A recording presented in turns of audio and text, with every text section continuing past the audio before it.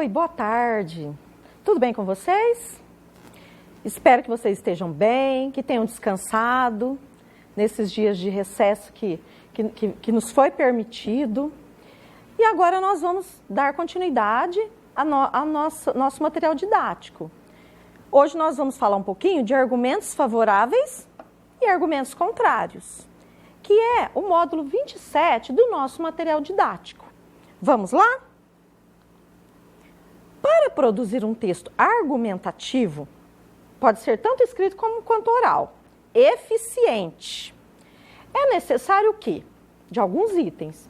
Certificar-se do tema em debate, posicionar-se em relação a esse tema, então não podemos ficar em cima do muro, temos que nos posicionar. Justificar a posição assumida com argumentos, porque eu estou sendo favorável àquele assunto ou não. Convencer alguém a concordar com as nossas ideias ou a agir de acordo com o que consideramos melhor sempre requer bons argumentos. Também é importante conhecer o interlocutor, o auditório.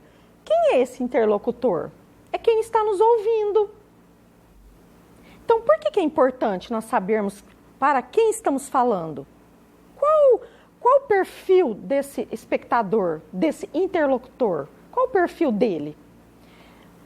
Qual a finalidade? A fim de escolher argumentos adequados para persuadi-lo, ou seja, para convencê-lo. Obter a adesão daquele que tem opinião diferente ou oposta da nossa é ainda mais trabalhoso. Nesse caso, o enunciador pode recorrer a duas estratégias. Então, tem duas ferramentas aí do enunciador poder utilizar. A que se dá o nome de contra-argumentação. Primeiro mecanismo que o enunciador pode se ater. Reconhecer a validade dos argumentos do opositor, mas apresentar outros, contrários e mais consistentes, mais fortes. Ou então, ele pode usar a ferramenta do contestar a validade dos argumentos do opositor. Até onde isso é válido, essa questão do opositor, daquilo que ele diz? Até onde é correto, é verídico? Contra-argumentar. Porém, não é apenas contestar argumentos já apresentados. Quem conhece bem um tema consegue prever os argumentos do opositor e pode neutralizá-los ou refutá-los antes mesmo de serem apresentados. Olha aí, quem conhece bem um tema, está sabendo do assunto, está por dentro, domina, ele já consegue prever que argumento o opositor vai falar, vai usar. E com isso, ele já tendo esse conhecimento, ele pode, com os seus próprios argumentos plausíveis e consistentes, neutralizá-los antes mesmo desse opositor apresentar ou apresentá-los. Vamos analisar alguns trechos de um texto, cujo autor é o médico e escritor Drauzio Varela. Ele aborda um assunto polêmico, a pena de morte. É um tema que às vezes cai também em concursos, nos vestibulares famosos aí, que os alunos costumam prestar. Então, é um assunto que divide opiniões.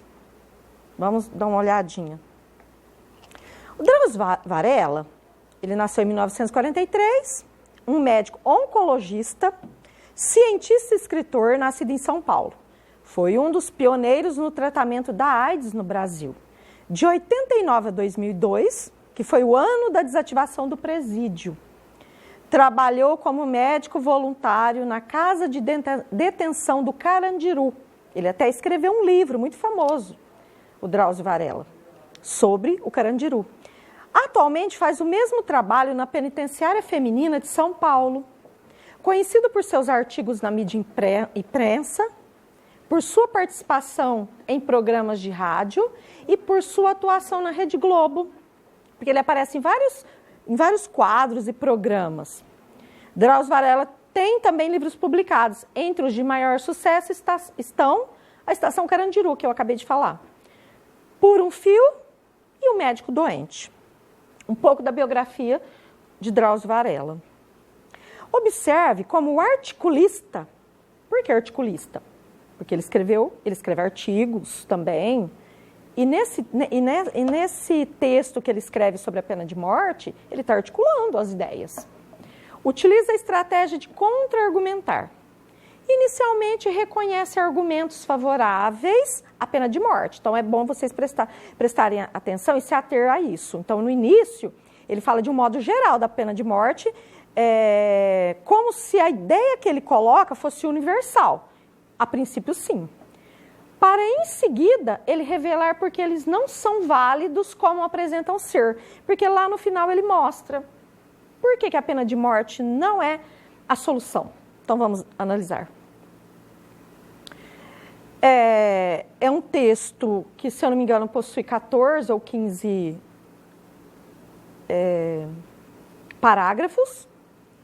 E nós fomos colocando assim, aleatórios. Então, nós colocamos 1, 2, depois a gente vai para o parágrafo 5. Por quê? Porque aqui nós vamos pegar os pontos mais importantes em que ele mostra os argumentos. Olha lá. Tenho certeza de que se houvesse um plebiscito, o que é um plebiscito? Houver uma votação, né? A pena de morte seria implantada também no Brasil. Para a maioria dos eleitores, bandido que tira a vida de um ser humano merece o mesmo destino da vítima, sem qualquer comiseração, sem piedade, ok? Os mais radicais incluem nessa categoria os traficantes e os que assaltam a mão armada. A lei do olho por olho é a saída mágica que a população encontra para acabar com a violência que nos assusta nas ruas e nos aprisiona dentro de casa. É justo manter a sociedade refém de uma minoria? Para que os cidadãos ordeiros possam viver em paz, não seria mais fácil eliminar fisicamente, olha a gravidade, gente, esses poucos que nos infernizam? A morte deles não serviria de exemplo para os que estão em início de carreira? Ele usa alguns questionamentos, ele deixa algumas perguntas até retóricas, depois vocês vão entender. Parágrafo 5. Para que a pena de morte tenha caráter educativo, há que ser aplicada de imediato. Quanto mais tempo decorrer entre o crime cometido e a punição do criminoso, menos didática e exemplar ela será. A urgência para levar a cabo a execução sumária, por sua vez, tem um efeito colateral. É obrigatório fechar os olhos para injustiças eventuais, o que, nesses casos, significa matar homens e mulheres inocentes, que ele já contra-argumenta o que foi falado. Os que ainda a defendem argumentam que bastaria garantir ao acusado amplo direito de defesa. O assaltante da periferia que praticasse um latrocínio teria acesso a advogados com o mesmo preparo técnico que o do assassino impiedoso bem-nascido? Olha, uma reflexão, para nós refletirmos. Parágrafo 13. Não é preciso ser catedrático de direito penal para imaginar que o desenlace fatal levaria muitos anos para ocorrer. Escapariam dele os que tivessem dinheiro para contratar bons criminalistas, capazes de engendrar manobras jurídicas que tornariam os processos intermináveis. Os rigores da lei cairiam exclusivamente sobre os mais pobres. Não era dessa forma no passado. E não é assim até hoje? Quem tem dinheiro, por acaso, chega a cumprir, em regime fechado, o número de anos a que foi condenado? Em 23 anos frequentando cadeias, nunca vi. Olha o desfecho desse texto. Porque, como ele trabalhou muitos anos no Carandiru, que era um presídio de detenção para menores infratores, olha só. Perdão, não era de menores infratores, de adultos mesmo, agora me lembrei. Era a antiga FEBEM, que era dos menores infratores. Como ele tem esse vasto conhecimento, e conhecimento de causa, inclusive, no final ele fala. No início do parágrafo, o que ele coloca? Quais são as ideias, as reflexões? Ele fala de uma forma universal, como seria se houvesse um plebiscito no nosso país? Será que nós iríamos votar a favor da pena de morte no nosso país ou contra? Só que depois ele vem, e aí lá fala que com certeza uma grande maioria concordaria que seria a melhor solução. E aos poucos ele vai mostrando que não é essa a melhor solução, porque inocentes poderiam perder a vida, pessoas que não têm nada a ver com um fato ou outro. Ele usa também aquela premissa de que quem tem mais dinheiro consegue pagar bons advogados e se livraria, aqueles que não teriam, eles seriam sim assassinados pela pena de morte. Então, gente, é um texto muito forte, polêmico, divide opiniões. Então, nós temos que nos ater e nos basear nas reflexões feitas por pessoas que entendem e também ter nossa opinião, nos colocar, saber o que nós pensamos sobre esse assunto. Tema polêmico de vestibular. Leia sobre a pergunta retórica e reflita qual teria sido a intenção do autor ao inserir várias delas no segundo parágrafo. O que é uma pergunta retórica? É aquela pergunta que não tem a finalidade de obter uma resposta. Olha lá, ó. É uma interrogação que não visa uma resposta. Pois, em geral, a resposta já é conhecida pelos interlocutores. Ou se encontra, então, subentendida. É aquela pergunta que nós fazemos, que todo mundo já sabe a resposta. Então, ela não tem aquela necessidade de obter uma resposta. Não é essa a finalidade, o seu fim. A pergunta retórica, ela visa principalmente a quê? Apenas para expressar uma crítica, manifestar uma indignação, enfatizar uma ideia, estimular a reflexão dos interlocutores ou então persuadi-los, ter aquele poder de convencimento sobre o outro. Olha os exemplos que nos foram dados. Quem não quer ser feliz? Isso não é uma pergunta retórica? Porque todo mundo já sabe a resposta. Qual é a resposta? Sim, todo mundo quer ser feliz. Olha a outra pergunta. Como podemos viver com tanta insegurança?